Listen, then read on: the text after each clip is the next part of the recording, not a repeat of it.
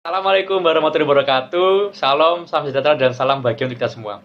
Perkenalkan, nama saya Yusinus Kito Kusdewanto yang bisa dipanggil Kito, merupakan perwakilan dari tim KKN PPM UGM Bumi Aji tahun 2020 dari Klaster Medika. Sebelumnya saya ucapkan selamat sore Bapak Ibu sekalian, Ibu-ibu PKK dan para kader kesehatan semua yang ada di Desa Sumber Brantas. Saya ucapkan terima kasih karena telah meluangkan waktu Bapak Ibu sekalian untuk mengikuti sosialisasi pada sore hari ini, dan saya juga ucapkan terima kasih juga pada pihak Desa Sumber Brantas yang telah memperbolehkan kami melakukan sosialisasi walaupun masih secara online. Dan saya juga ucapkan mohon maaf sebelumnya karena sosialisasi ini masih dilakukan secara online, tidak bisa dilakukan secara langsung karena masih ada halangan, yaitu adalah COVID-19. Semoga kita selalu diberkati, semoga sehat selalu dan segera ditemukan obatnya. Nah, untuk sosialisasi pada sore hari ini kita akan membawakan tema yaitu mengenai penggunaan obat antibiotik yang benar-benar dan penggunaan obat. Kita mengusung judul namanya adalah Dagus Ibu, dapatkan, gunakan, simpan dan buang, dan penggunaan antibiotik yang benar. Sosialisasi pada sore hari ini akan dibawakan oleh seorang narasumber yang kami undang, yaitu adalah Dr. Joseph Wijoyo MSc APT. Beliau merupakan dosen farmasi di Fakultas Farmasi di Universitas Sanata Dharma di Jakarta.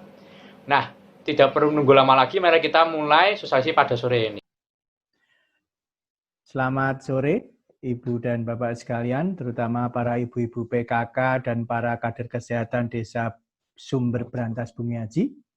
Perkenalkan, saya Yosef Wijoyo dari Universitas Sanata Dharma yang hari ini akan berbagi informasi tentang Dagus Ibu Obat sebagai salah satu program dari IAI untuk Gerakan Keluarga Sadar Obat. Untuk itu saya mohon izin untuk share screen dulu ya, Bapak dan Ibu sekalian. Mohon tunggu sebentar. Ya, baik, Bapak Ibu sekalian, jadi sudah terlihat di situ ada tentang Dagus Ibu. Jadi judulnya adalah sosialisasi Dagus Ibu dan penggunaan antibiotik. Ya. Saya akan mulai dulu. Apa itu Dagus Ibu? Ya, secara singkat, Dagus Ibu itu adalah bagaimana cara mendapatkan obat dengan benar, cara menggunakan obat dengan benar, cara menyimpan obat dengan benar, serta cara membuang obat dengan benar. Kita akan lihat detailnya satu persatu ya, Ibu-ibu. Nah, terkait dapatkan obat dengan benar. Ya. Tempat pembelian obat yang benar itu adalah apotek.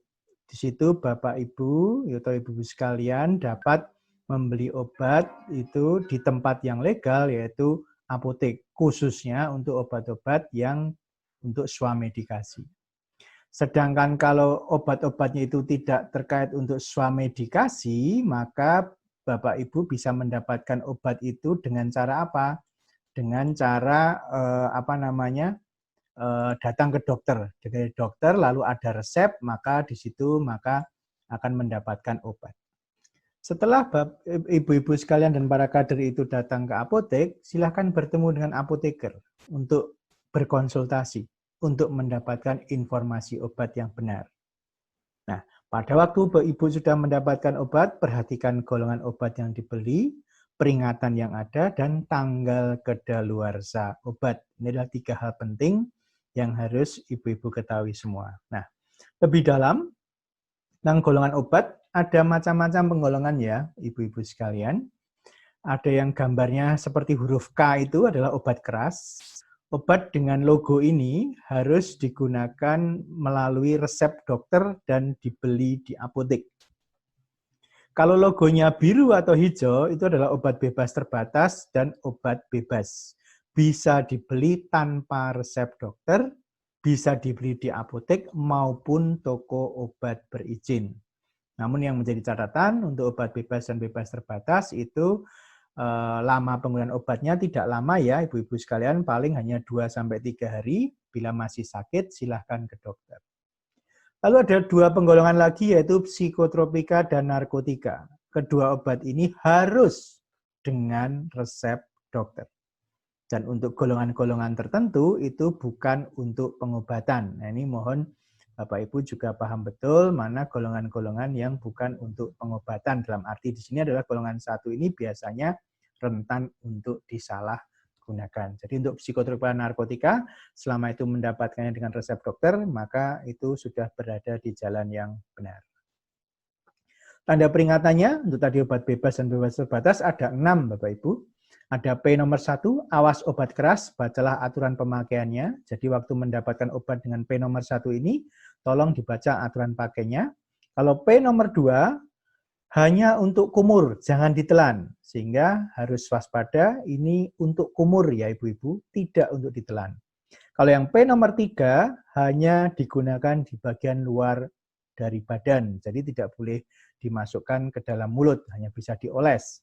Kalau P nomor 4, hanya untuk dibakar, ini sudah tidak lazim di pasaran saat ini, sehingga Bapak Ibu akan jarang mendapatkan P nomor 4. Lalu yang P nomor 5, awas obat keras tidak boleh ditelan, jadi tidak boleh diminum ya.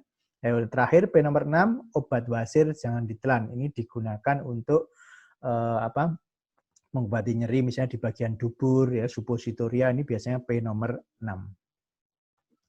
Lalu aspek yang kedua, gunakan obat dengan benar, yaitu terkait dengan bagaimana cara ibu-ibu sekalian dan para kader menggunakan obat dengan benar.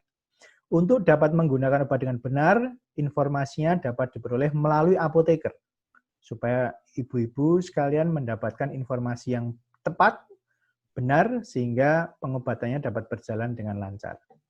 Perhatikan penggunaan obat itu sebelum, saat, dan sesudah penggunaan obat. Jadi ada tiga tahap yang Bapak Ibu harus perhatikan terkait waktu, sebelum, saat, dan sesudah. Sebelum menggunakan obat, pastikan obat yang akan digunakan sudah sudah betul. Itu seperti itu. Lalu pastikan obat masih baik. Baca peringatan dalam kemasan tadi yang P1 nomor sampai 6 kalau itu obat bebas terbatas. Pastikan apakah obat bisa langsung digunakan atau ada perlakuan tertentu dahulu seperti menggerus, melarutkan, dan sebagainya. Lalu gunakan obat dengan benar. Lalu pada saat menggunakan obat, apakah obat itu perlu digunakan berdasarkan bantuan orang lain? Sebagai contoh, memakai obat tetes mata, mungkin kita tidak biasa menggunakan sendiri, mungkin butuh menggunakan orang lain. Mungkin mengoleskan obat di punggung, itu jelas menggunakan bantuan orang lain. Jadi harus tahu bagaimana cara menggunakannya, perlu bantuan atau tidak. Setelah itu, perhatikan cara penggunaannya, apakah ditelan, ditempelkan pada luka, atau diteteskan pada bagian tubuh tertentu, misalnya kalau itu tetes mata. Kita berikan contoh ini, sebagai contoh yaitu obat tetes mata. Ya. Jadi kalau ibu-ibu sekalian mau menggunakan obat tetes mata, jangan lupa cuci tangan dulu, dan jangan sentuh ujung pipetnya supaya tetap bersih. Mata dibuka lebar, seperti lihat gambar kanan bawah, kepala menghadap atas, pandangan mata ke arah atas, pelupuk mata ditarik sampai membentuk parit. Ya, membentuk parit. Nah, teteskan mata pada bagian parit ya ibu-ibu sekalian ya. Jadi tidak perlu ke kiri atau ke kanan, tidak perlu. Jadi walaupun merahnya di sebelah kiri, teteskan saja di bagian paritnya. Lalu mata dibiarkan terbuka sebentar, tutup perlahan, lalu dikejap perlahan. Gitu. Lalu pangkal hidung dijepit dengan tangan supaya tidak menetes ke situ. Lalu sesudah menggunakan obat, kita harus mengetahui apakah timbul gejala-gejala khusus seperti mengantuk, gatal, nyeri lambung, pusing, dan sebagainya. Kalau timbul gejala khusus seperti ini yang ternyata mengganggu Bapak Ibu, tolong ini bisa komunikasi ke apoteker atau ke dokter yang memeriksa atau yang biasa Bapak Ibu pergi ke situ. Lalu sudah menggunakan obat, kembalikan obat pada wadah yang sesuai. Itu seperti itu. Lalu tahap ketiga, simpan obat dengan benar. Ya. Jadi untuk menyimpan obat dengan benar, Bapak Ibu perlu bertanya dengan apoteker bagaimana menyimpan obat yang baik, karena ada obat-obatan yang memerlukan tempat penyimpanan yang berbeda. Ya. Jadi misalnya sebagai contoh ya, Bapak Ibu bisa memakai, dibaca dulu aturan penyimpanan obat pada kemasan itu seperti apa. Biasanya di situ ada tulisan dijauhkan dari jangkauan anak. Karena kalau anak sampai bisa mengambil obat, itu kalau bukan untuk dia, bisa jadi untuk mainan, nanti malah bahaya. Dijauhkan dari sinar matahari langsung atau lembab suhu tinggi, karena beberapa obat itu rentan terhadap sinar matahari dan suhu tinggi. Pastikan bahwa obat disimpan dalam kemasan asli dengan etiket yang lengkap supaya ibu-ibu tidak keliru dalam menggunakan obat. Lalu periksa tanggal kedaluarsa dan kondisi obat. Kalau obat sudah sudah retak, kalau itu tablet atau sudah obat sirup itu misalnya sudah berubah warna, itu hati-hati jangan digunakan lagi waktu penyimpanan. Lalu sebaiknya Bapak Ibu memiliki almari penyimpanan obat yang terkunci. Lalu tahap terakhir yaitu bagaimana membuang obat dengan benar. Ini juga sebaiknya dikonsultasikan dengan apoteker karena membuang obat itu ternyata memiliki tata cara, tidak bisa sembarangan. Ya. Contohnya adalah kalau Bapak Ibu sudah ada obat yang habis mau dibuang, hilangkan dulu semua label dari wadah obat. Jadi semua label itu tolong dihilangkan dari wadah obat, ya. Jadi supaya orang tidak tahu bahwa yang dibuang itu adalah obat tertentu dengan nama tertentu. Kapsul, tablet, atau bentuk padat lain sebaiknya dihancurkan dulu dan campur obat itu dengan tanah atau bahan kotor lainnya, dimasukkan plastik dan dibuang ke tempat sampah. Untuk cairan bisa dibuang ke kloset kecuali antibiotik, ya, karena kalau antibiotik dibuang ke situ nanti bahaya ya Bapak Ibu sekalian ya. Lalu intinya obat itu harus musnah tanpa sisa. Yang penting jangan sampai mengotori lingkungan. Lalu Bapak Ibu perlu juga kenal ciri obat rusak, yaitu apa? Expired date. Kalau batas tanggal kedaluarsa sudah dilampaui, itu artinya obat sudah tidak bisa digunakan. Itu obat sudah rusak, kategorinya begitu. Atau bisa juga kemasannya terbuka, sudah robek, itu juga termasuk rusak. Obatnya berubah bau, rasanya berbeda dengan yang pertama, warnanya juga berbeda, itu menunjukkan ciri obat rusak. Sebagai contoh, obat tetes mata yang sudah terbuka lebih dari 1 bulan sebaiknya tidak dipakai lagi karena itu menunjukkan sudah usia maksimum sebuah obat itu boleh dipakai khususnya untuk tetes mata. Seandainya ibu-ibu bingung terkait dengan cara membuang obat ini, sebenarnya ibu-ibu bisa menggunakan jasa apoteker dengan mengembalikan produk obat itu ke apotek tempat ibu-ibu sekalian membeli obat. Itu akan lebih safe. Ibu-ibu bisa membuang obat dengan benar, dengan cara yang benar, karena sudah dibantu oleh kita para apoteker. Begitu ibu-ibu yang ingin saya sampaikan, tidak banyak. Semoga ini menginspirasi dan memberikan ibu-ibu semua pengalaman baru tentang cara menggunakan sekaligus mengelola obat yang ada di rumah ibu-ibu sekalian. Begitu presentasi saya. Terima kasih dan sampai jumpa lagi lain waktu. Selamat sore.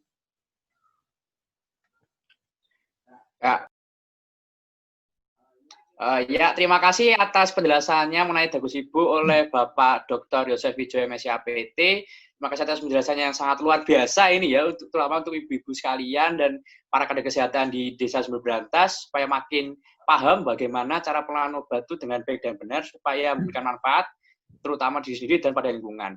Nah, mungkin ini Pak ada beberapa pertanyaan mungkin yang muncul ya, mungkin kayak ada beberapa istilah tadi kayak mungkin swamedikasi, Pak. Sebenarnya seperti apa ya Pak swamedikasi itu? Ya, baik Mas Luki, bisa saya jawab. Swamedikasi itu sebetulnya bahasa Indonesianya adalah pengobatan mandiri, di mana semua orang bisa mengobati dirinya sendiri untuk gejala-gejala yang sifatnya ringan. Sebagai contoh misalnya flu, batuk, pilek, itu termasuk bisa diobati dengan cara swamedikasi. Jadi Bapak Ibu tentunya punya pengalaman dalam menggunakan obat itu, bisa datang ke apotek, lalu bisa dibantu oleh apoteker untuk memilihkan produk yang paling cocok untuk kondisi Bapak dan Ibu sekalian. Gitu. Berarti kayak intinya pasien bisa memilih obat sendiri dan bisa melaksanakan sendiri ya Pak ya di rumah ya Pak ya? Ya, bisa memilih sendiri, tapi kalau ragu-ragu bisa minta bantuan apoteker. Ya, itu mungkin yang ada swamedikasi. Terus ini Pak, mungkin tadi kalau dalam presentasikan mungkin ada beberapa hal yang ditekankan ya. Mungkin tadi itu ada jenis obat itu seperti antibiotik ya Pak ya. Sebenarnya itu antibiotik itu kenapa sangatlah menjadi hal krusial terutama dalam penggunaannya, jangka penggunaannya. Karena setahu saya juga kan antibiotik juga ada penyimpanannya secara khusus, penggunaan juga harus ada pemberian informasi yang benar-benar cukup juga terhadap penggunaannya supaya tidak ada terjadi resistensi juga. Itu sebenarnya kalau dikaitkan dengan dekusibus bagaimana ya Pak ya? Jadi antibiotik itu begini Mas Luki. Antibiotik itu adalah obat untuk membunuh mikroorganisme. Salah satu resikonya adalah bisa menimbulkan resistensi. Resistensi itu apa? Kalau menggunakan antibiotik tidak benar, maka mikroorganismenya menjadi resisten oleh antibiotik tersebut sehingga pasien jadi tidak sembuh. Untuk itulah orang yang mau menggunakan antibiotik harus mendapatkan melalui resep dokter. Setelah mendapat resep, maka dia harus beli ke apotek untuk membeli obat tersebut. Untuk menggunakannya harus sesuai aturan. Dosisnya tertentu, berapa kali seharinya tertentu, dan jumlahnya juga tertentu. Contoh, amoksisilin 500 mg, mungkin diminum 3 kali sehari selama 5 hari. Sehingga ibu-ibu semua, kalau mendapatkan misalnya antibiotik contoh amoksisilin 3 kali sehari 500 mg selama 5 hari ya, berarti 15 tablet itu harus habis selama 5 hari itu dan digunakan setiap hari itu 3 kali, pagi, siang, dan malam. Jangan hanya 2 kali atau malah lupa dan sebagainya. Untuk apa? Supaya terpenuhi dosisnya sehingga mikroorganismenya bisa mati sehingga ibu-ibu bisa sembuh. Itu Mas Luki untuk antibiotik. Gitu. Mungkin Bapak Ibu sekalian di Desa Sumber Batas sudah paham ya mungkin ya bahwa antibiotik memang ada suatu istilah namanya antibiotik adalah obat ampuh di masyarakat. Tapi walaupun untuk ampuh itu memang harus sesuai ya Pak ya, sesuai indikasinya apa, juga sesuai ya Pak ya. Ya, gitu. Nah, ini terakhir Pak, ini bahwa saya tuh mendapatkan informasi bahwa di Desa Sumber Brantas itu kan adanya puskesmas bantu ya Pak, dan tidak ada apoteker apapun, adanya dokter, adanya cuma bidan. Nah itu kira-kira kalau misalnya untuk beberapa obat di puskesmas dan tidak ada apotek, ya itu apakah tetap bisa di sana dan apakah tetap kita bisa berkonsultasi dengan bidan saja atau kita harus mencari apoteker atau dokter Pak? Seperti itu. Ya, jadi kalau ada puskesmas, terus kemudian nanti pasti di situ ada resep dokter.